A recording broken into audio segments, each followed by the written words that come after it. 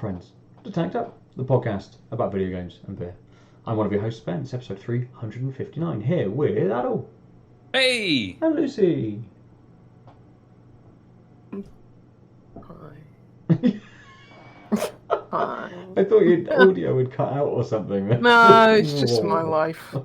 Mate.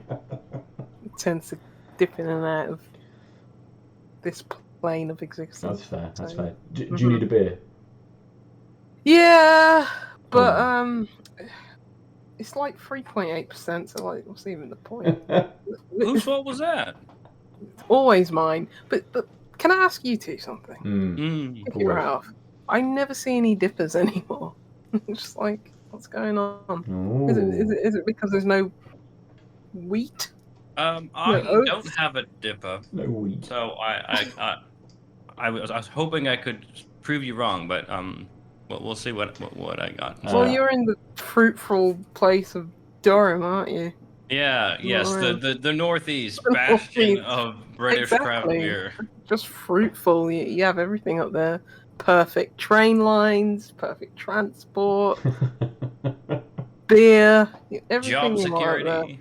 Yeah, whereas I'm here in the second city and can't get a double IPA. And I'm just Madness. thinking, what's the point then? Madness, absolutely. Because I'm not going to go live in London. No. I'm just going to make my own. Just make my own moonshine. Good idea. As I understand it, duty is changing. So you can start to brew very small batches without having to worry about such things as tax. Really? Do you think I'd be doing this legally? Yeah. Called a bathtub and nobody else knows. Hey, get a bit of ziff or jiff or whatever they call it in there, and might just mix that in with the recipe, you know. Why not? Give it a bit of if I don't go lemony flavour. blind, Yeah. we'll be alright. Yeah. What are you drinking then, Lucy? What is this 3 and a bit percent? I'm beer? drinking a Deya beer. It's Ooh. called. So at least it's 500 mils. It's called Mind Expansion Pack, which sounds like, Nice. I don't know, something that's going to be in like the Gotham Knights DLC or something like that. It's a pale ale. Expect aroma of mango candy and pineapple with sweet grape and fruit punch and a clean, firm bitterness. Yeah, it's 3.8%, so... Nice. Fair. It's like basic table beer, but... Yeah, almost. Interesting from Deya. You don't see many Deyas that get that low, so it'll be interesting to see what they can do with it. Yeah. I do have a dipper in the fridge. It might be... Where does one find a dipper now? It was by North. Solid 8%. But I had Puttty a few weeks back, didn't I? That was, again, a dipper. I mean, there's a few around. The beer I'm drinking tonight is not called a dipper, but it is 7%. It's from Track. It's called Dreaming Of, and it's a double dry hopped Ella, it says. At least Ella? on the front. A umbrella? What? Yeah. Like this. Okay. It doesn't have any flavour text at all. Just that it's canned and brewed. That's from Track. Yeah. I mean, that's a different looking can. Yeah, it is. I assume it's a Usually series. have those like different shades of. And normally Track. I feel like their labels are normally smaller as well. Maybe I'm wrong, but maybe it's just the Gold Top series. But maybe it's just a series. Maybe they've just done. I would assume this is single hopped, just including Ella. I don't know whether it's just double dry hopped with Ella and whether there's other stuff in the other hops in the beer or not. It doesn't tell me. It only tells me that there's barley, oats, wheat, hops, yeast, and water in it. Pour gently. Okay, I will. And that is it. They make, there we go. They've done one of these things, haven't they? One of those little codes scanned for beer. So I may have a look at that in a moment and see. But we'll move to you, Aadil. What are you drinking this evening? It's not a dip, but it is a putty. Yes, it's the Puttty. Wow. It's the Puttty Triple Nice. IPA. Is that 440 mil? Cool. Yes, 440 mil, 10% Azaka Galaxy Mosaic, barley wheat oats. It's obviously a Verdant. Yeah. Oh, I mean, I've seen it for like £11, which is like, yeah. Wow. It was not Um, that much here. It Yeah, wasn't super cheap, but as I said, Rivers of Durham. So it's more of the Hop Knocker bought a lot of them, I think, because okay. the like Yeah. case at the register was just like rows of it. Mhm. Mm. So I Oh, think that's good. he went for the huge volume. I mean, they'll sell, Yep. you know, Mhm. Yep.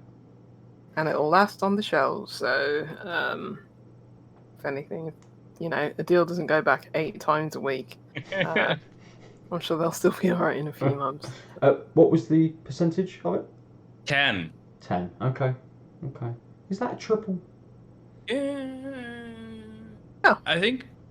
Because Yeah. 8 to 9 is double, I guess. Yeah, I mean, Yeah, it's like generally borderline. we generally see 8, like a solid 8 from most places as dipper. Yeah, so I think it's borderline. I'd Triple. call Okay. 10 a triple, yeah. Yeah. Yeah. Okay. Yeah. Okay. So let's. Well, I suppose we've gone up in percentages. We'll roll back round to you, Lucy, then, to let us know what the day Here is at like. the bottom of the pile, thank you. It's not bad, to be fair. Good. It's still you know, it still packs a bit of flavour. Yep. Maybe I don't know if this is a compliment. Maybe it's a backwards compliment, but or a backhanded compliment, rather. But it tastes a lot like Deya's other beers, so the lower percentage doesn't really retract too much from the taste experience. Okay. It's quite light in the taste, but you are getting those like I guess tropical, citrusy flavors in there as well. Mm.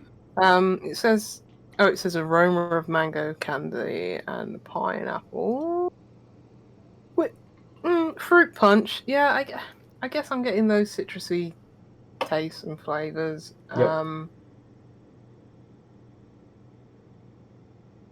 It's got a bit of hoppiness. I think maybe coming off the back of all those alcohol-free beers that we had in like January, leaking a bit over to February. Mm. This is, you know, it's not as offensive to me as a 3.8% beer, but yeah, it's as a table beer, this is what I'd want. But as I said, I think it's maybe where Deya are for me now, where it's like this isn't too dissimilar to what I've had from them, like in terms of like flavor profile wise. Like I just remember Deya being, you know, big punch around the chops in terms of like Yep. fruit flavor, and you know when you think of juice bombs, it used to be, you know, synonymous with Deya, but now it seems like it's not quite there. So this very much seems like, you know, part and parcel for the rest of their offerings. So yeah, as I say, good for this beer, but maybe just a bit sad where I think they are now, for me personally. Maybe I should go to their taproom again this year. Absolutely. Try their mixed firm stuff, because maybe that's where their more interesting ventures lie. Whereas everything that I've had in a can, you know, 500 ml can from them, it's like I don't automatically go for them on the shelf. It's like, is there anything else? Because yeah, it just feels like there's something missing. Fair. It's fair. Yeah, but it's a solid beer. It's a solid beer. It's just not. They were always the ones that were just like, this is a great beer. This is what I'm looking for. This is obviously taste change. You know, the whole scene changes. We change, but if I want to catch that high, I'm going for something like a Puttty. I'm going for Verdant or even Track. You know, Track doing lots in terms of like just packing a ton of flavor into their beers. But yeah, it's a decent beer. Maybe not the right beer I should have picked for the evening. Aye. But it's good to know these sorts of things as well. Good for us and our listeners to know that maybe kind of that lower percentage attempt that Deya have isn't kind of hitting the heights that you would generally associate with them, but is a very similar kind of profile, and is a little sort of samey. Yeah, I think that's their biggest knock against them. A lot of their beers are just samey now. It's like they come out with a lot, but they all taste the same. I cannot differentiate, which is weird. It's crazy, considering like where they used to be, and yeah, a bit weird. Yeah, fair. Just the ebb and flow of things. Absolutely. I mean, value for money. Other than like, they're not local polys. You're not doing too badly with Deya, to be fair. Yeah. So yeah. Nice, good. Moving on to track. I don't know what to make of this. After a few sips, I think my colour's a little bit off. My camera lightened as I was in a meeting today because I said it was too dark, because moving things around has obviously just ruined stuff. But it's a little bit, maybe slightly more orangey than the camera brings over, but it's very thick. It's really, really hazy. Oh, is it thick? Yes. It looked very watery from where I was looking. No, I mean it's colour-wise, it's a block of colour. It's a block. Texture and body-wise, it looks quite wishy-washy. A little bit, like when you swill it in the glass, slightly, but when you sup it, not so much. It almost, as it touches your lips, you feel like it's gonna be light, but actually when you take a swig of it, it has a bit more oomph to it. Had a very sweet nose, kind of almost a little bit, I couldn't pick out the fruit, but it's quite almost like candy. It's like a real sweet. But in the flavour, you get a little bit of that. A little bit of fruit up front. But it's followed by this rather odd kind of perfumed flavour. Something quite kind of floral, but almost a little bit soapy as well. Not the kind of soapiness that we get when you have like coriander seeds in the beers, but it's just got a hint of it. And what that's done is it's made my mouth all kind of like tingly. So not like I'm having an allergic reaction shit tingly. Just kind of like it's a little bit... I was like, is he having a stroke? Oh, definitely don't do that on fucking camera, Jesus. It's kind of just a bit sort of, it's this that sweetness, and then this kind of floral, almost soapy note is trying to be a little bit bitter, and they're just like bashing against each other a bit too much, and that makes this slightly soured, almost incredibly like ripe kind of flavour to it. It's like maybe you've left a mango out in the sun for an hour or something, and it's just not, it's not on the turn, but it's definitely incredibly ripe and just past its best. So it's you get a bit of a scratchiness on your tongue. Exactly that. Exactly. Yeah, I don't. I mean, it may my palate may acclimatise slightly as I'm drinking it, but at the moment, I don't know. I don't know whether that's in there to hide the 7%, or give it a slightly different kind of flavour, having that more floral kind of note. But yeah, we'll see. Sabotage. It doesn't look like a track cam, so maybe that's what it is. I did have a track a few weeks ago. I can't remember what it was, but that was great. Just had it on like a Friday night or something. So again, as you mentioned, Lucy, pick the wrong beer. It's like it's like a discount track that you find at like Lidl. It's spelled TRAKK. Or it's got an extra T in it somewhere. Tracked. Ooh. Yeah, I followed the QR code, and all it does is take me to their web shop. It didn't tell me about the beer. And the beer isn't available in their web shop, so I couldn't even click on the beer to have a look at what it said about it on the web shop. I thought it would just lead you to like so- some, unmanned warehouse telephone number in like Riga or something. Hello, are you calling about the beer? Like, yes, I am. Can you tell me about it, please? That is what QR codes should do, isn't it? Just give you really obscure phone numbers when someone's just really, really mysterious on the end. Let's move on, I suppose, to the biggest beer of the evening, and possibly, I suppose, I would say maybe one of the bigger beers of the year in terms of how Verdant have tried to position it in kind of marketing and advertising, and I won't say hype, because I haven't seen a huge amount around the Puttty versus just the dipper version. I did see it because it was like, I think I'm signed up to their newsletter or something like that, and they were like, "Oh, get in there," and I just clicked the link. I think it was just like happenstance that it was like the time when they went on sale, and then I went there and I was like, £40 for like 3 beers, and I was like, no, and then people were like, I just like put it in the cart, and I was like, is shipping free at least? No, and it was just like, okay, bye then, and then people were like, it's sold out, and it's like, well, I could have bought some, but I'm just not going to. Because I think unfortunately that happened with Puttty as well. Sometimes when it is that hype, people go, I'll buy 6. Never had it before. Don't know what it's like, but I'll get 6 of them. It's like, well, what if you don't like the first one and you've got 5 beers that are shit? You just cane them, because guess what? They're like 10%. You're going to have a good time at the end of the day, you know what I mean? I mean, there's a couple it's not like retailers. That awful Mash Gang beer that was like green. Were you here for that? Aadil? Yes. The blue one.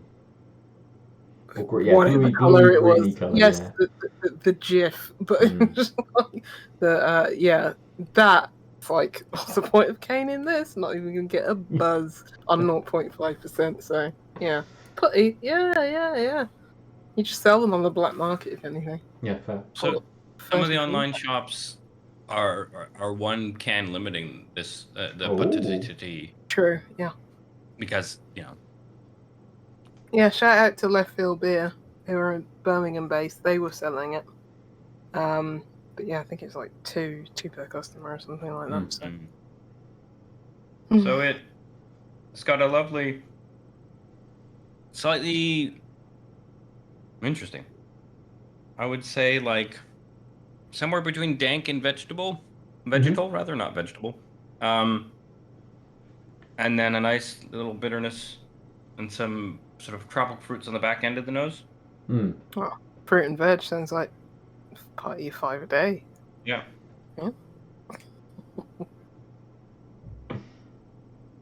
Oh wow, that is viscous.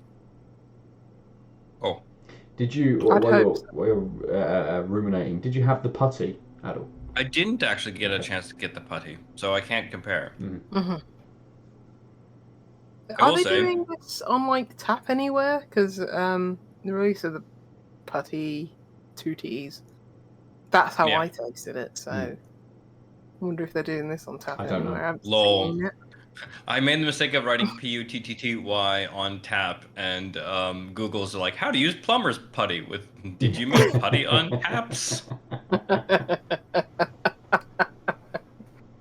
No, I don't want to plumb. I want to get fucked. Okay.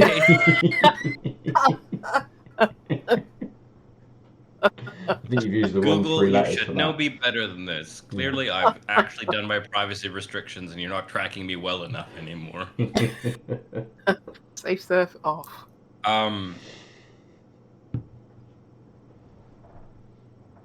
actually thought it would be more in your face. The 10% is a little dangerous. I can tell there's a slight burn on the finish, but everything else, it's like, oh yeah, this is a really tasty, mildly tropically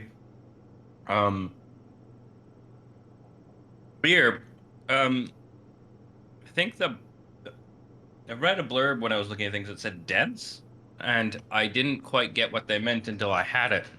And it's packed, but not like strong. If that makes Right. sense. So there's a lot of flavors that are really tightly sort of in there with each other. Like that dankness is from the nose is there somewhere, but it's kind of buried under other things. Mm-hmm. The 10% is making this really creamy, like mouthfeel. Sorry, the bitterness is now starting to carry through now that I've had a few tastes and sort of saturated my palate. So you'd expect there to be a little bit of bitterness, wouldn't you? Oh, but I'm actually again I'm surprised because it's not this like you're thinking a tippa, you're thinking they're bragging about shoving all the hops in here in their like adverts. The thing that I got from the Puttty double T was that yes, you are getting that mouthfeel, you are getting that body, but it is, as you said, it is very easy, like that 10% or whatever the Puttty was, like 8% or whatever. It is dangerous because it's like getting a lot of flavor, and it's like, yes, on the surface it feels like a double, but in terms of like the drinkability and not sensing that ABV, it is very dangerous, it is very drinkable. So I get what you're saying, and even though I haven't had Puttty free teas, I can imagine that also applies for that, where it's like just very drinkable. Such an annoying naming convention, isn't it? You go into a bar and they've potentially got both on tap. Like, can I have a Puttty, please? And they're like, yes, which one? Like, I Chased don't with know. Putty. Yeah. I want them I'll have both. 2/3 of a Puttty and 1/3 of a Puttty. Yeah, but you know they're gonna have like a session strength Puttty, right? That sounds too much like Putin, so Yeah. maybe not. That's Well, call it, I will that's say- they call it putt and then putt or something like that, just to throw it out. In the putt. Yeah. I will say that it's that burn doesn't go away, but the citrus that was sort of sitting there in the middle that wasn't really on the nose, it's coming through a bit more, and so that is giving it a nice like slightly tropical grapefruity like line through the sort of melange of flavors. But it's this is not a beer that you mistake its strength for, because as I'm getting used to the other flavors, what's staying constant is that thick creaminess. That's clearly because it's a boisterous beer ABV wise. Yeah. And you still just as the like bitterness, sort of like that grapefruity bitterness starts to fade, you're still left with this like boozy like line of I've had a 10% beer. This is not a beer that is hiding its percentage. But it's I think still got that probably kind because of, it's like, harder to do with like a exception. IPA than it is with like a stout, right? Like the stout has characters that can just like, ABV's under this pillow. Yeah.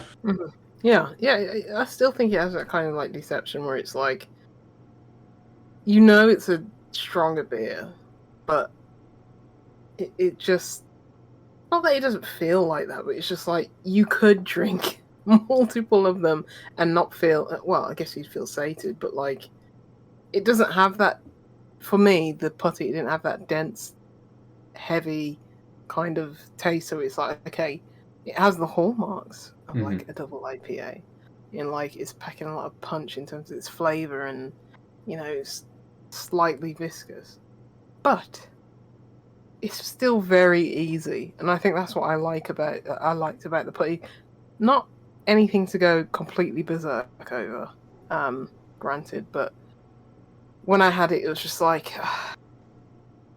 I could drink like 8 of these, but it wouldn't be right, you know. There's no mistaking that it would absolutely F me up later. But it's like I think my human body could take this, because I wouldn't feel bloated and I wouldn't feel like I'm on the brink of death, because you know, it just had that kind of lightness to it, which I really So I think this might be where the two separate, because again, I think the tippa is not again, I think it's the flavors themselves are exactly what you're saying, but like it cannot hide that it is boozy.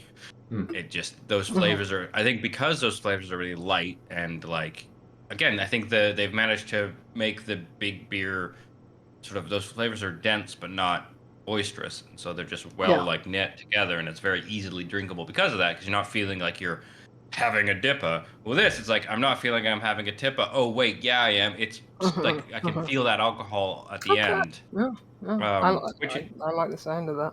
Yeah. I'd still drink oh yeah, out. to be honest, it's like regret. it's making me drink it slower, which means I'm getting more sips of that really great, sort of thicker taste in the sense of like dense, but again, the main notes are very clear. It's like that little bit of pineiness, that bit of tropical, and then a grapefruit backbone to knit it together. Exceedingly drinkable, but not quickly because it's obviously a little boozier. Like if I took a huge hit, I think it'd be like, oh yeah, but I don't even feel the need to because I still feel like the alcohol is also stretching out the finish. Yeah. I'd like He to. says, I mean, as he's I'd like slowly- to have it on tap. I'd like to Yeah, I have was it- looking Yeah. for that. I don't know where it might be, but maybe No, we can I arrange a haven't field seen- trip. Anyway, I haven't seen it. I mean, I do want to go something to Cornwall, but hey, have yet to. We can make a little trip of it, Lucy. Come to the Bristol Craft Beer Festival in the summer, Ooh. and then have a couple And of just days keep off. Go down going. to Cornwall, yeah. How young do you think I am? Oh, wait. Trains go places, Lucy. Trains, mate. Ben. Yes. Very old. I'm here. Hey, you could go to Bishopston. Oh, do they have it on tap somewhere? At Sydney and Eden, Bishopston. Oh. Okay. Tuesday to Sunday this week is the Tuesday to Verdant Puttty on Tap event. Ooh, okay. It's a stupid fucking name. Okay, it's good to know. That's the only place I've found on my brief Googling, but I found it. Your little look. So it's Bishopston Okay. this weekend. Cool. Be there or die in a fire. I don't know how this works. Yeah, it's one of those. You I'm could have like, just cool. said be square. Everyone's having lunch on a Saturday afternoon. Do I whip out in the car for half an hour and drink 10% beer? Probably not. Well, we, Shall we talk about some games? For Yeah. a little bit of time. I've actually dabbled quite a lot in, because it's been 2 weeks since we recorded last. I've dabbled quite a lot in those 2 weeks, dipping in and out of a few games. Go on, Aadil, what have you found? What's going on? What's the fact? well, I found another place, and it's in Newcastle. Oh, round the corner for you, Nice. conveniently, yeah. Looks Yeah. fun, right? And I actually might be going to Newcastle on Saturday. Amazing, really. Anyways. Okay. Well, hence, all this- hence the grimace Oh, I made, because like, oh no. all this is too alcoholic to drink. Oh, I only having one. And then we're like, where's Aadil? He's been missing for 3 days. We'll know. We'll know. He starts in Newcastle and it just ends up in Birmingham again. Just walking in the streets. Like, how did Just you walking. manage to Yeah, get just here? walking. God. Knocking on that Airbnb couple's door. God. Leave them Do you know alone. where Ben is? Your legs would just be nubbins at that point. Walking like 100 miles. Brilliant. Yes, right. Games. So, I will start off very briefly with several games. I can give a few little You've impressions. dabbled. Yes. I've dabbled. So I kind of put that Tomb Raider game on my phone. Tomb Raider Reloaded. Oh yeah. What's next? Sorry, we It's don't shite. need. Yep, it's shite. Yeah. A ridiculous amount of like currencies. It's like almost like an auto runner, but you get a room and you can just on your phone just move around the room. Lara doesn't shoot when you move; she only shoots when you stay still. So it's kind of like this start and stop, not quite bullet hell game because it's not. Super hot. I mean, almost, but everything moves whilst you're moving and whilst you're stood still. Super hot. So you kind of have to get through these like puzzle rooms, which has got lots of enemies in. They only take maybe 30 seconds a room, and there'll be a run of like 20 or 30 rooms for you to get through on one stage. But it's full of Get this currency to upgrade your guns. Get this currency to upgrade Lara's other stuff. Get this currency to be able to do these things. Here's a free pack full of another random currency you'll never try and use. And it was so just like egregious and just far too much. And I'm like, I did one level. I'm like, no, not for me. Goodbye. Yeah, hats off for you. Hats off to you for even downloading it. So. Well, I only trying it, doing the field research. Yeah, so. I only did it because I saw that Doom one advertised, the mobile version. I chucked it. We chatted about it very briefly, Lucy, didn't we? Just to be like, oh dear, and that made me remember that the Tomb Raider one came out like the week before. So yeah, I tried it, but it's gone. Another game I tried, which I'm going to continue with on my phone, was the new Valiant Hearts game. The name of which is gone from my head. Hearts. Yes, mate. There's a Valiant Hearts game made through Netflix. I told you about this. Yeah. I remember it. Is it out? It is out, yes. It is out. Yeah, it was out like 2 weeks ago when I was like, "Hey Ben, did you know this thing is out?" He was like, "Wait, it's already out." I remember, when did we see it announced? I can't even remember. No, I don't it was remember. during a presentation. I don't even know if I even knew that it existed. It might have been the Game like a Awards month or before or something. Yeah. Yeah, I had no idea it was out, and I think maybe this is the problem. Completely, and it's through Netflix. Netflix Ones. It is called. I've got to load it up. Valiant Hearts Coming Home. It features characters from the previous game. It's set up in a very kind of similar way. You're moving through the environment. You're picking up items. It tells you kind of the history of that item, what it was used for, whether it has any kind of significance. It's got some puzzle elements to it, so you can pick items up off the floor and then like throw them to knock stuff out of trees, or hit a switch to be able to move further through the environment and things. And it switches characters like the first game did. I am on episode 4 of, and this is only in chapter 1.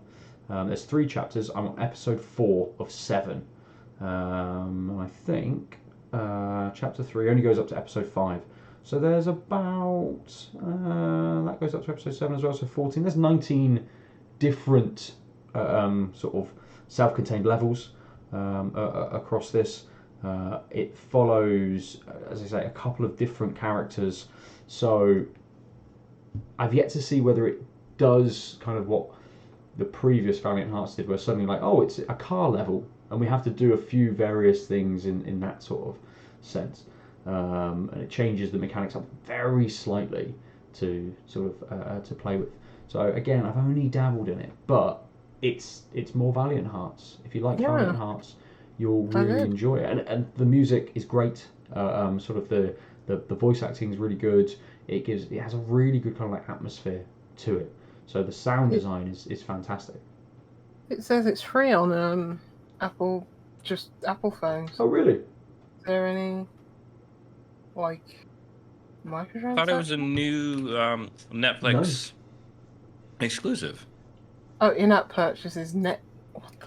Yeah, so it's because of the way that the Netflix oh yes, you're right, Aadil. Goes through because on the App Store it's dumber than on the Play Store. Extremely dumb. Yeah, I mean, I'll log into somebody's Netflix and play it. Yeah, I mean, what a review's worth on Apple Arcade, not Apple Arcade, just Apple. It's usually, oh my, it crashed, or why did I pay £500 for this phone? Or, nothing to I do with hate the game. Tim Apple, you know. Oh yeah. You know what I mean? Those are usually the reviews on there. So, yeah, I mean, a lot of games that are released on mobile only don't get any mainstream coverage at all whatsoever, and it's kind of sad. So yeah, maybe that's why I didn't hear about it. But yeah. But again, considering how loved Valiant Hearts was, you'd think there'd be at least one outlet covering it. But... I mean, you've probably got like Pocket Gamer and a few of those more, you know, the sites that do cover mobile gaming a little bit more have probably picked up on it some more. But you're more likely already dialed into those sites, and you'd probably already know that it was coming out anyway, rather than it kind of again touching into the mainstream a little bit more. Well, I mean, they're just doing guides for Forspoken or something, aren't they? So, or that stupid Hazza Chazza game. Yeah. Yes, we won't. We will sort of review it, and then we won't review it, but we'll take all of your money for all of our guides that we're putting together. Yeah, screw that game. I just want to say, screw that game. Screw that absolutely. evil ghoul of a woman. Yeah. So yeah. Completely. People suck. Yes, they do. Especially her. She should just roll up in a shroud and go dig herself a hole in the desert and just die there. Seems fair. I mean, I'm just glad I'm on the right side of history because I never liked those books. I was right all along for like 20 years. I Crash. was too old for the books. I know people who are younger who like the books. I can recognize that though parts of her writing was problematic in a way that people just ignored, she did a thing that clearly captured people. Guess what? You can like the book and realize she's a piece of shit. You can also like a book and not put more money into it because, exactly. She's still alive and a piece of shit. Yeah. You know what? Getting the Lego, like, fucking thing of your Hogwarts school that they're pushing, because now I'm pissed at Lego at the same time because they just love squeezing money out of their franchising. It's like, these are, like, weird, fake, I don't know if you've seen them, but it's like, the Ravenclaw, and it's like a flag and like a weird shitty diorama that's clearly aimed at adults who like will put it on a shelf. I have seen that, yes. And it's like, this is expensive and not interesting even if I cared about the fantasy world. This is just like cynically getting money off of these people who will guaranteed lap it up because they just can't handle the idea of all the Harry Potter crap I already own isn't enough. I don't understand. It's like, especially as an adult. I mean, rationalize it to a kid would be different. Why can't they don't have the discernment? I know, but I'm just saying, why can't you divorce yourself from like a property, a brand? Is it mean so much to your personality that you just have to have these things despite lining the pockets of a transfer? Yeah, that's what I don't get it. It's like, what? Nothing in my life is that beholden to me. Not even like Manchester United football club. You know what I mean? Nothing. Yeah. No, this is the cheapest of brands. I completely agree. I completely agree, Lucy. Nothing. Nothing. I've been saying for years, detach yourself from properties. Yes. You can absolutely enjoy something, but do not make it the core of your fucking personality. And even if it is, you can still just like, you like just cut a cyst from you. Just get rid of it. Done. Gone. I mean, my big crazy. My big thing is people are so busy like thinking that we're making them fight separate the art from the artist fight, which I agree is a thing that I get why you might struggle with, and I get why some people would want the art without the artist, and there's like a complicated ethical, moral, like point of view, subjective thing of like, because if what the artist is affects you in a way that changes the art for you forever, I can see why you're like, well, I can't do that. This is dead to me. But other people might not have that. It's a complicated thing. Sure. We're not even fighting that fucking fight, though. It's like, read the goddamn books. Love the goddamn books. You've bought them 7 times. Keep those 7 copies of those 7 books. You can still read it. You don't have to. It's like, oh, but like J.K. Rowling wasn't even involved with this. Yeah, she's making a fuck ton of money, and all that means is the one thing you could say is, I really like her writing and the world she's built. I identify with it. It was phenomenal for me. Now you're saying, oh, the person who made that world wasn't involved. So why are you buying this video game? Because it's not written by the person you fucking reify. And if it was, you'd be like, oh, then you'd have the moral quandary. And I was like, okay, so what you're saying is, I like the idea of these words. Saying Muggle and Quidditch is so cool. I don't know. It's just, it's like obviously doesn't get. You don't have any of the problems we have with, like some people can't listen to Michael Jackson songs anymore, even though he's passed. And some people say now that he's passed and he's not getting the money, I feel comfortable listening to them. Those are interesting things that we never get a full answer on. It's like, this is straightforward. Listen to your CD, listen to your vinyl. You don't need to, go and buy things that will put money into his estate even. Right, even but though, so this is the problem with Spotify and things is where that comes from. Don't listen on Spotify. Yeah, but I'm saying use cassette tape. Yeah, and I'm saying Go we can have this argument, and I can play both sides of that argument. This isn't even that. It's like, you like Harry Potter. Why? Because of those books. This isn't the books! Yeah. They just want to play the stupid new hot video game that looks like every other stupid video game because gamers can't so this is not actually the video game people. This is the Harry Potheads, right? Those people are weird. Yeah, that's the point, though, right? They're so weird that when it's like, oh, transphobia. Yeah, but, like, I felt like a distant... Okay. You're a weirdo, yes. Of course they are, because... you felt isolated. Like, no wonder you... Super fans of Harry Potter who aren't, like, just in it for the craft of writing, right? There is no craft! I'm just... writing! It's rubbish! These people are people who identified with Harry, the, like, disillusioned, boy who had talents that his foster parents / family who he felt like weren't his family. Like, there's an obvious analog, right, of feeling alone in your family, blah blah blah. Almost everyone has those moments because that's like part of hormones in preteen and teenagerhood. But the point is, like, you are identifying with, if you identified with a character because of like your feeling of like feeling not at home or not understood. How the fuck don't you get why transphobia is a bad thing? Yeah, I mean... Fuck off!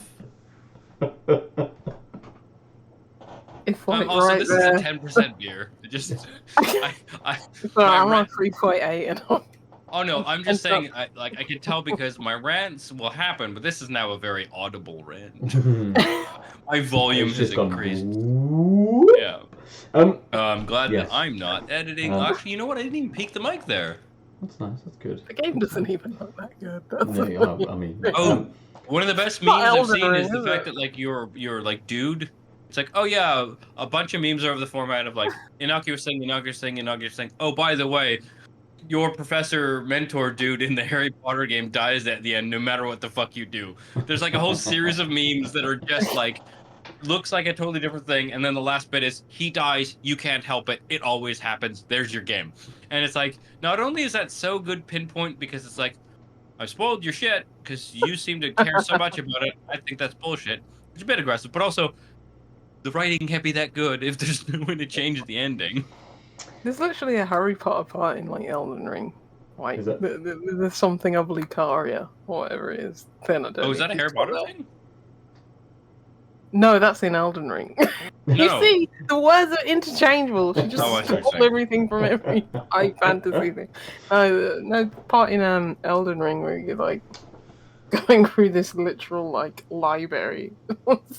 I see what you're saying. Yeah, and it's just way better because there's like frog people there. So just you'll get there, Ben.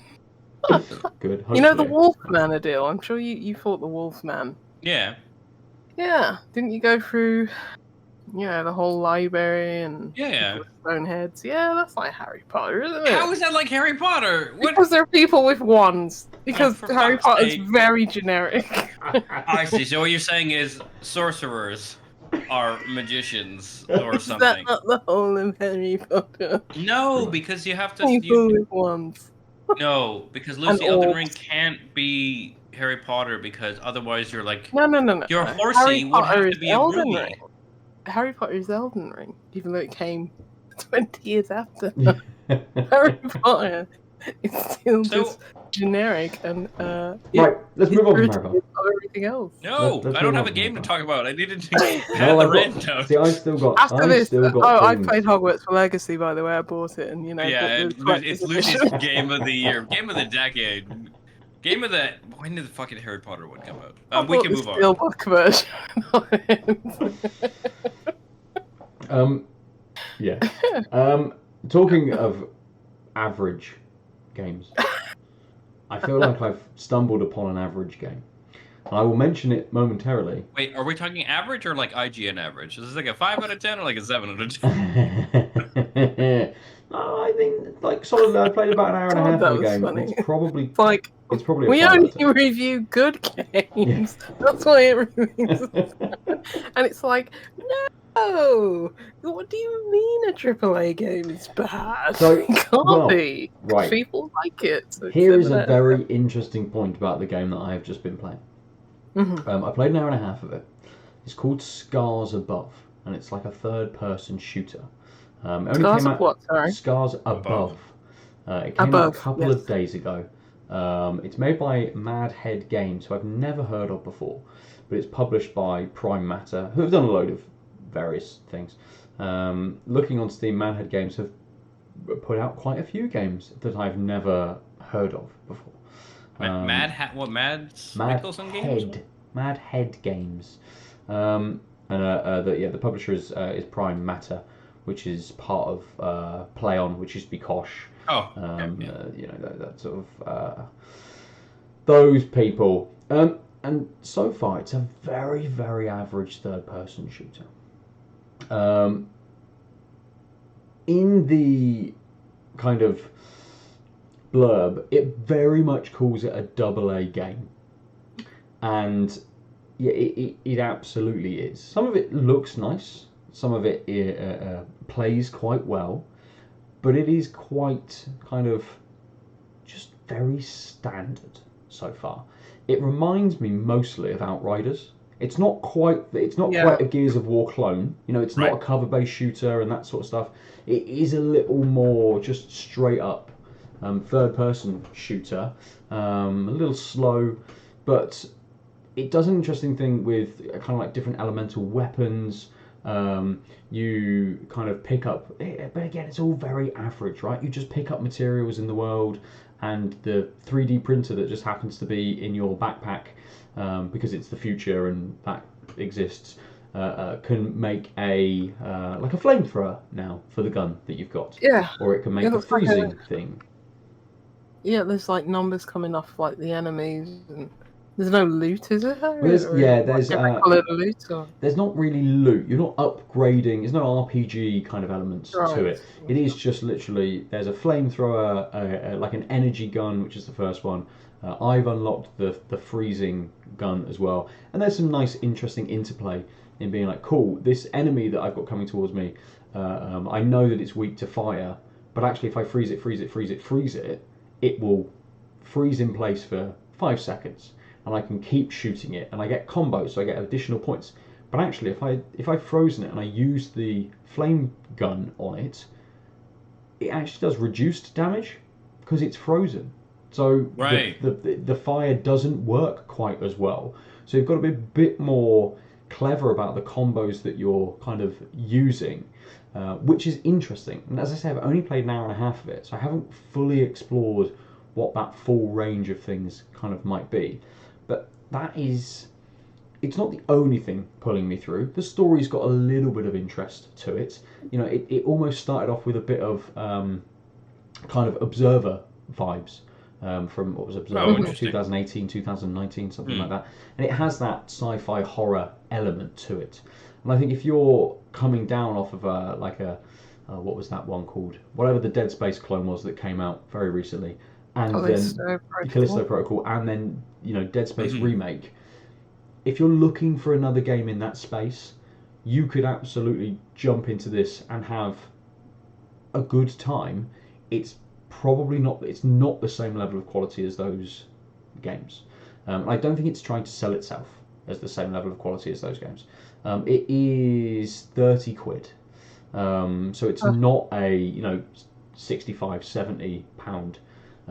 Game. It's literally half the price of those. Again, but then it's not a sort of a £15 indie. And I think, as we were talking about, Lucy, a few weeks ago, talking about that level of quality and, actually being able to have a lower price point, but still putting in that money per hour sort of in development, this feels like it was probably not done quite quickly, but done by a smaller team who didn't have the time to put into being able to render a mile ahead of the character. You know, there's been a couple of times where I've come on and actually walking down a hill towards the beginning, and as I'm coming down the hill, the grass is rendering in as I'm kind of going in. It's just a plain in front, like, oh, there's nothing in this field, and then, oh no, there is grass. It just hasn't quite rendered yet. So sort of the physical objects versus just sort of like the mesh isn't quite doing enough. And there's lots of stuff, you know, I've seen kinds of parts of clips where you can shoot like icicles from the ceiling and use the environment as well in part of that combat. But the combat's quite slow and it feels a little bit sort of sluggish. And I would hope that there is a bit of an upgrade system for the character. It's not too RPG-ish, but it's kind of like, oh, you can just reload a little bit faster. Or you have that Outriders thing where you reload if you hit a certain point, it will fully reload kind of for you. Or was that a Mass Effect thing? I can't remember. It's from somewhere. So I think there's a few more legs to this game, and I might touch back on it next week or the week after once I've put in maybe another hour and a half or something, because again, I can't imagine this is much more than an 8-hour experience or something like that. So it's kind of crazy how in this generation, especially, you probably wouldn't have had this in like the 360 area, have like a B game, just because of like the ubiquity and of like game engines like Unreal or Unity. Things just look great, but unless you have like the core gameplay ideas and good design, you can just have a B game when you hand them out how good it looks. Because I was looking at it and it was like, damn, this was just this Steam screenshots. I was like, this looks like Returnal. Like, I know nothing about that game. I've only just seen it in screenshots. But like the fidelity of like the faces of the characters and stuff like that, it looks real good. But I think that's like even bled over to like AAA standards. It's like you can have all the you can smell like money, but unless it's a good game, you've got like the essence of fun, so to speak, whatever that is in it. Then I haven't played Returnal, but I've seen a reasonable amount of gameplay. This game is not like Returnal. It's not bullet hell. I don't know, not in its like gameplay, just like the fidelity and how it looks, and the amount of polygons on the screen. That kind of that AAA. Well, I guess it's not AAA, but games look good now. I mean, seemingly no matter what, you can do a lot with 3D. Very little. Yeah. But as I say, it's probably because it's like Unreal and Unity. Potentially. And I think it's a game that I can be like, cool, I've got 20 minutes. I can just enjoy something that's a little bit easy, a little bit mindless. There's been a couple of I'm stuck on a boss at the moment, which is, I think it hits me like 3 times and I'm dead. So I've got to be a lot less aggressive than I am in my sort of combat and shooting and stuff, and dodge a little bit more and try and steer clear a little bit, taking some shots. I'm like, cool, I'll get in and get like 5 shots in. It's like, no, you could probably get 2 and then you've got to get out of the way. Has the rest of the game like prepared you for that, or is this one of those like it kind of feels like it's surmountable, but it feels like the game design hasn't like, which I'm okay with. Like some people really hate when the game sort of paces you on a slight curve and then you hit like a big jump. I'm okay with that. I was just wondering if it is one of those things where it's like, no, you know what, bosses suck and you have to be more strategic. So slightly, but it has prepared me. I've fought a very similar enemy to this boss. It's just a little bit easier. Didn't hit me in. It probably would have killed me in 8 hits or 10 hits, or something like that. And actually, it only took me like 10 shots to down it. Whereas this enemy regenerates and does other things as well. So you've got to change the strategy very slightly, and it is beefier. But it's not something kind of unknown or that much beefier that it would take a lot more to sort of defeat it. So the curve isn't too bad.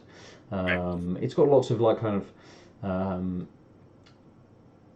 one thing I have liked about it, it's got quite a lot of like jump scares in it. So I'll just be walking along, going do. I'm going through this environment. Something's gonna pop up. Ah, there is. Oh shit. It's kind of that sort of thing. It will be an enemy, and it will just suddenly swipe at you. And healing items and things are quite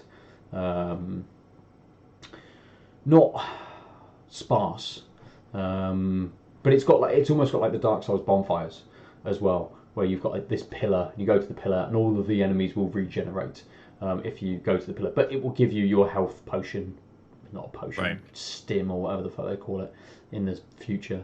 It gives you that back sort of thing, so you can almost reset and try again, kind of on an area sort of thing. So yeah, I'll keep playing it. I'll keep plugging away at it and see what it's like, and report back soon. But yeah, that's sort of the experiences that I've had. I put a little bit of time into the Garden Path as well, which is a game where you basically cultivate a garden, but it keeps crashing on me, so I can't really. It's in like it's a 0.6 build or something like that. So it's not even in early access because I backed it on Kickstarter, so I got an early build of it. Okay. So I'll talk about that in weeks when it actually kind of releases, I suppose, and it might have a more stable branch for me to play. So Can I talk about something that I kickstarted? It's called Beyond Shadowgate, I think. Aadil, you weren't here, but me and Ben spoke about it when it was just something that made me very happy, where someone who, just this solo creator on itch, he's released 2 games that are in like the vein of Shadowgate that I really enjoyed. And a few weeks ago, or maybe it was even last year or something, but just announced, the people who made the original Shadowgate, there was meant to be a sequel, and they've got all the design docs and everything like that, and they're like, let's actually make this, and they're actually making it with just this solo creator who on itch who's like been making these very Shadowgate-esque games, and it's like, yeah, they're collaborating and making Beyond Shadowgate, and it's like, I think the Kickstarter's still running, but yeah, I was just like, this makes me happy that there are still people, because I think they got funded like within a day, and it's like there are still nerds like me who just like want to see these old pixel art, old school adventure games get made. But yeah, they've just been posting like updates and just like showing like the original design docs of like Beyond Shadowgate from like 1990, which was the year that I was born, and it's just nuts, and it's just just a good thing, good happy thing. So yeah, I played the demo for that because I think there's demos available for everybody, not just Kickstarter. Yeah, I've just gone on their Kickstarter page, and you can just download the PC demo. Yeah, that's great. And it's probably like 15 minutes tops, and it's just like, yeah, I'm looking forward to this. If Hollow Knight, it doesn't exist. Silksong doesn't exist. So yeah, maybe this is my most anticipated game. But what else? I haven't played much, so, but I have played part of the game that I'd like to speak about actually. Okay. I'm still playing through it, and it's quite interesting. It's called Loretta, Loretta. I'm playing it on Steam Deck because, of course, the publisher gave me a review code. When you look at it on Steam, it's get your bingo card out. It's pixel art, so I was immediately interested. But it's very, very detailed pixel art. Yes, Yeah. It is. Yeah, it's not like 16-bit pixel art. No, it's not like Beyond Shadowgate, which is like 8-bit. Sometimes not even 1-bit. This is this like sort of gosh, what's the game last year? The Excavation of Hobbsbar. Oh yeah, I think me and Ben spoke about it last year. Where it's like it has these I'm just looking at the trailer. It's like, yes, it has the best pixelated steak I've ever seen in my life. Yeah.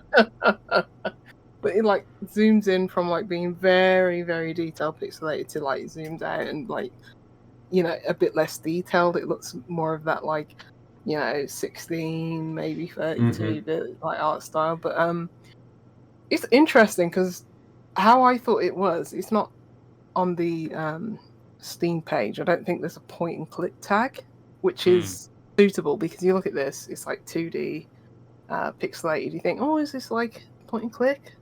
But it's very much like a visual novel. It's very much a narrative game where things just happen before you. You do have some kind of like choice, and you can click in the environment. There's no like inventory or, you know, combining things in the inventory like a traditional point and click. But it basically tells this story of this. I don't know if you can call it a femme fatale, but it's this woman who's like basically killed her husband. You know, she's just like, need a payday. He's got insurance. Let me kill him. Which double thumbs up. Yeah. She looks like January Jones. The actress from Mad Men. Especially with the hair, like she was in the X-Men movie. Oh yes, yeah. What was she? Emma Frost, wasn't she? Yeah. What a waste of a character. Yeah.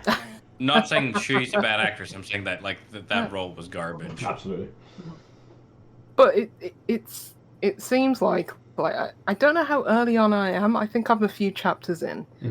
But the thing is that with this game is that I think it has like diverging paths. Like when you first open up the game, it's like we recommend this, you know, in color mode. So I don't quite know what that means. So I think you play your first like, okay, I'm choosing my options how I want it in color.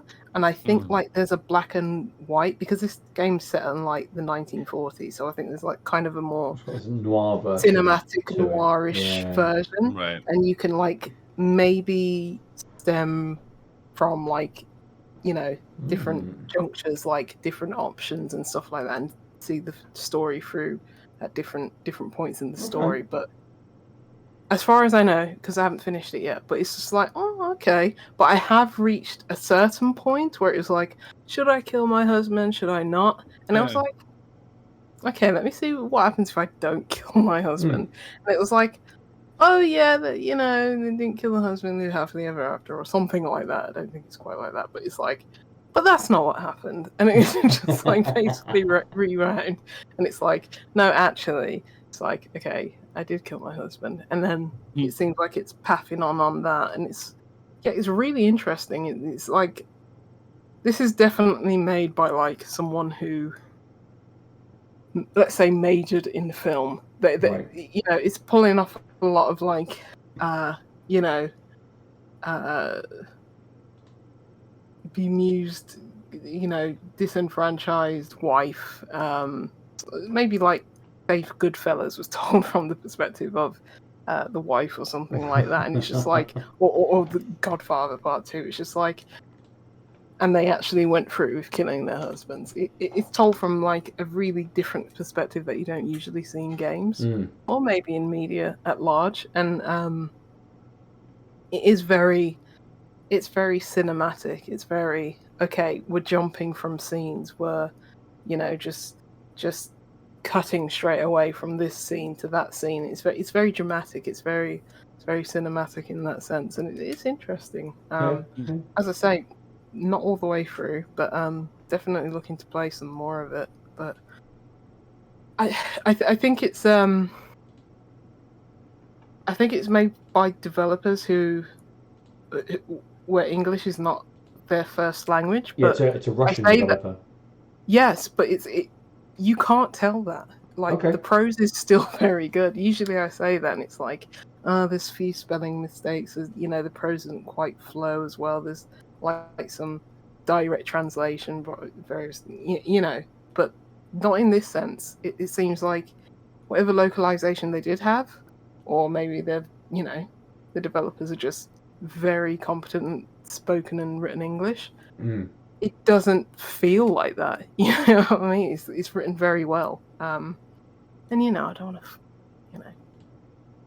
don't want to brag or anything, but my English is kind of good. So I know when my writing's kind of good. So I know when there's good writing and stuff like that. So, I mean, it's no To Kill a Mockingbird, but it's but you can't tell that it's maybe written by someone whose mother tongue is English. So really looking forward to dipping more into it. Nice.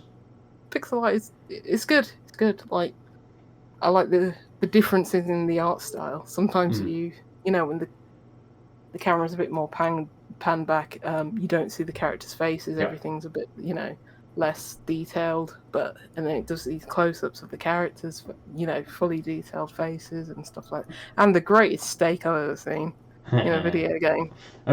Look at that steak. The one thing I want to know is does it have an epilepsy warning at the start of the game? Because the trailer, there's a lot of flashing Yes, imagery. it does. There's a lot of kind of like big red flashing elements, whether you're in that kind of like murder mode or whatever that might sort of entail. But just watching the trailer, you've got all of these kind of like nice flowing animations that go, and then suddenly just like it does. It's a little bit jarring. Right off the bat. Right off the bat it does. I haven't encountered too much of that in the game so far, but there is like definitely like instant cuts, which may be a bit disorienting to some people, but I haven't seen much like flashing lights. But there is a warning, so yeah. Yeah, good. But yeah. Okay. Interesting. It is. I'm glad I got to talk about it because first time I'm going back to the Steam page and the reviews are very positive so far. So and I think the developer Yakov Butazov has one other game which looks like it was all developed in sort of in Russian language. It's set in Russia. It's almost this kind of like what a load of Netflix shows are at the moment. Kid goes missing and all the kids have to Stranger Things season 1. Kid goes missing to some kind of hellscape and everyone has to. And it doesn't tell their perspective. It tells the perspective of all the kids that have been left behind, kind of thing. Again, super interesting sort of look to it. This game, Loretta, looks like a step up in kind of fidelity and ability in terms of that pixel art sort of style as well. Yeah. So nice to see that progression between those games. Yeah, it's clearly just someone who likes, film noir and stuff like that, and just aping the style, but not in a way that's just, very, I don't know, rote or trite or whatever. Sure. But it's just it does it in video game form, which is not always the easiest thing to do. Yes. And they do it very well. So, nice. Amazing. Good. Should we finish there for this week? Aadil, I know you mentioned earlier you didn't have any games to discuss because you're a very busy boy at the moment. I know when you last spoke about sort of playing games and finding time to play with someone else and that kind of experience. I did download The Quarry. It's a free game on PS Plus this month. That looks fun. Yeah, I'm trying to find an evening where Kim and I are not absolutely knackered to kind of get into it because I know exactly what happened. We'll start it up, we'll make 2 decisions and go, oh no, it's too much for me. I'm gonna go to bed. It's a PS Plus game. Yes. Just start it at like 1 p.m. on a Saturday. Just close the curtains. Send the kids off somewhere for the afternoon and just sort of go, cool. No. We've got a load of snacks. Let's just sit here for 5 hours. I really want to play that one because that was the one that I've heard the best reviews for because I think I played The Man of Medan. Oh yeah. Yeah. And I played halfway. Yeah, which was alright. And I played halfway through the next one, whichever one that was. House of Ash, or was that A Little Hope?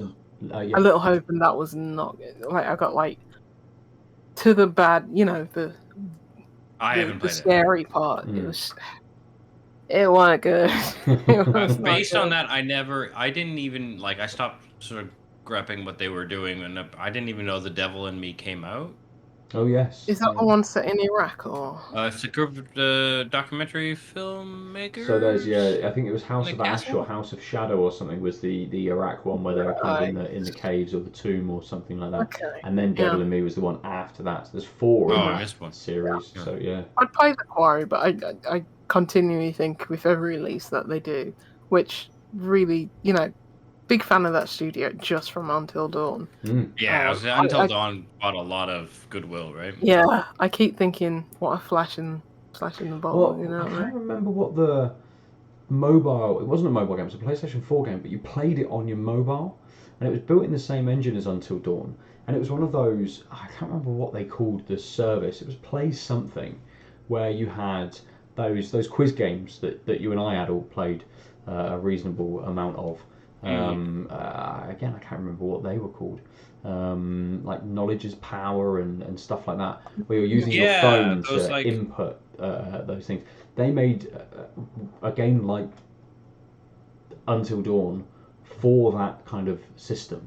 And I thought I really enjoyed that. And Kim got into that way more than she did into Until Dawn. I think part of that, and again, Erica as well, which we experienced kind of through that setup. So you're playing on your phone, you're making decisions on there. It's more visceral and easier to comprehend than using a control pad, at least for people who don't play many games on consoles. Yeah.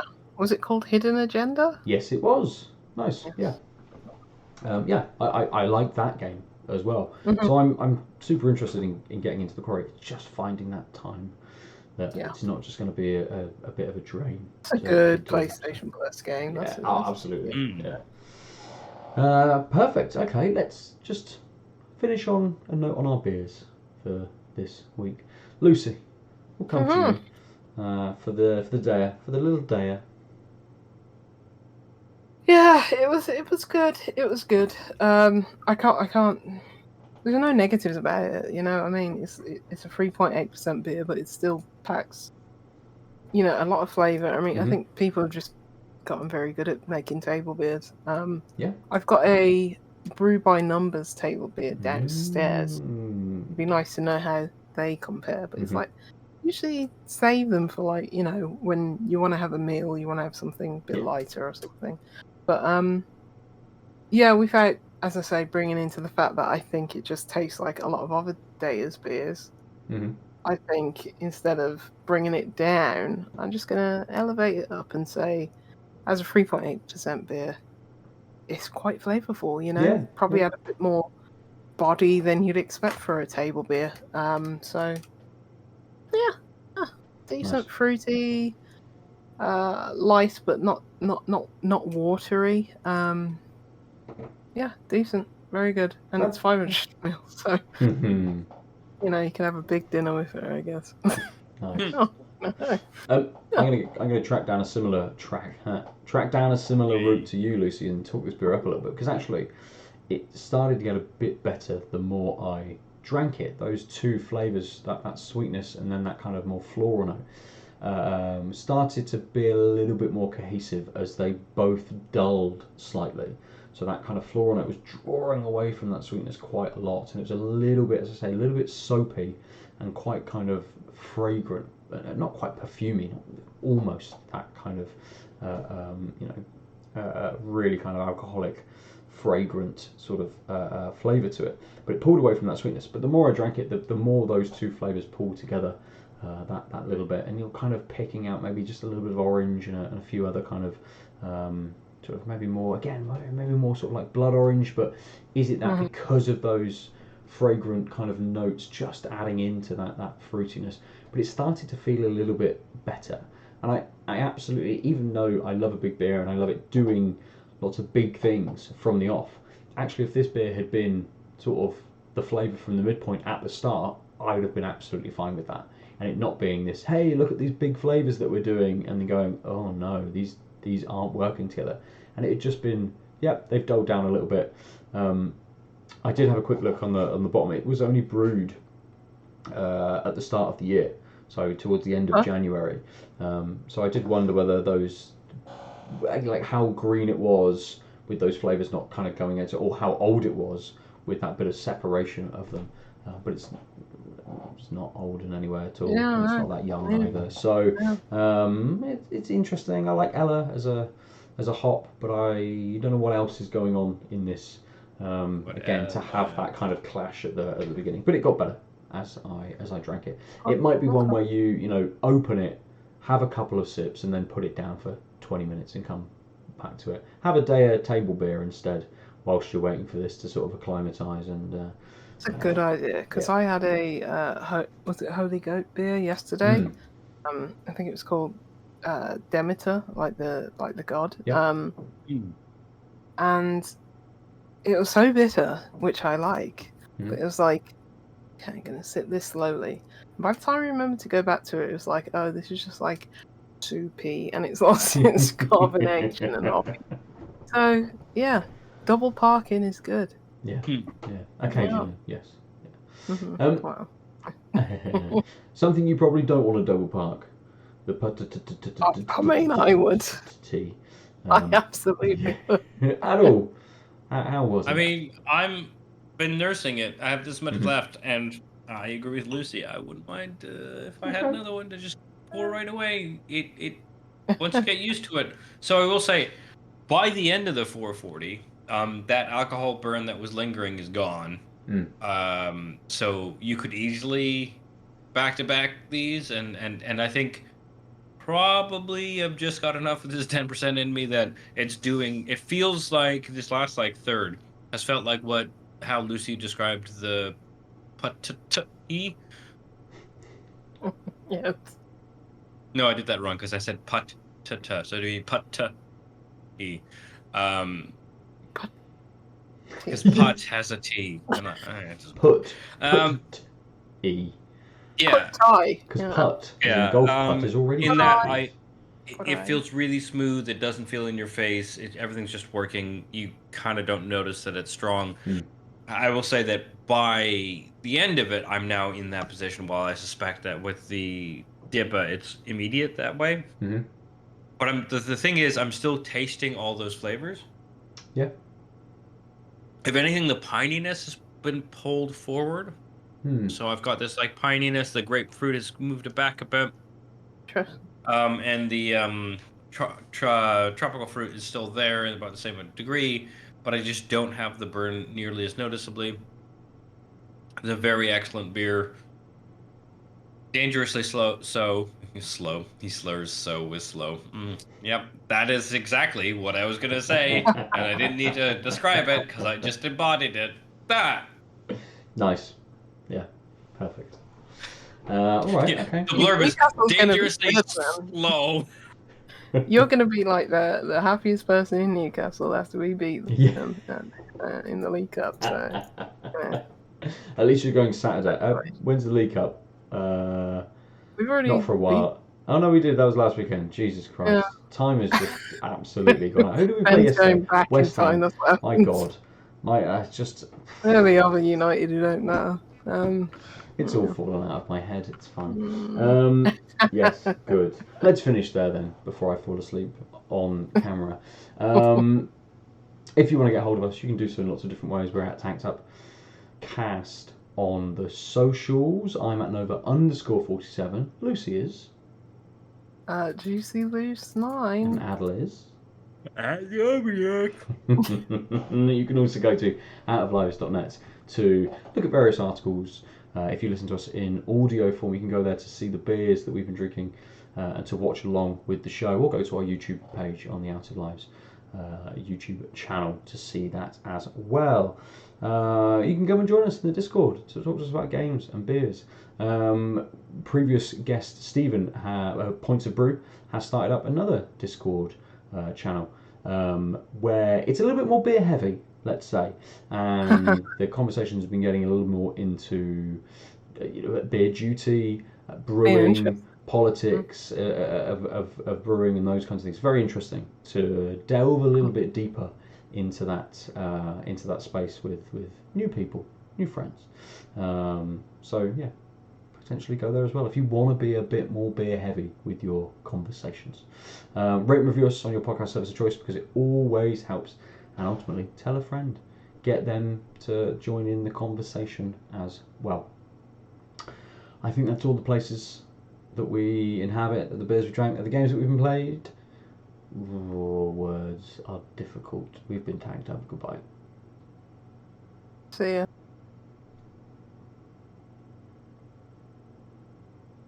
You're muted.